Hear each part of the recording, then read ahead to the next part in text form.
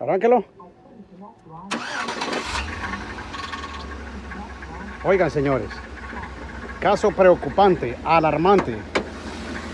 El cliente viene preocupado por ese sonido. Póngalo en velocidad. Me dice Toño, oiga, por ese sonido viene el cliente preocupado. Me la vino a dejar la semana pasada. Me dijo, Toño, yo no sé dónde está ese problema. Oiga, se ve que le pusieron soportes nuevos. Aquí hay un problema grande, señores. ¿Qué estará pasando? Vamos a investigar. 240-354-8897. Mi carro hace un sonido raro. Póngalo en parqueo.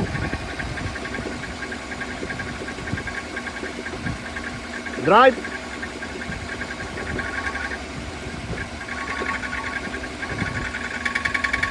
Ahí está.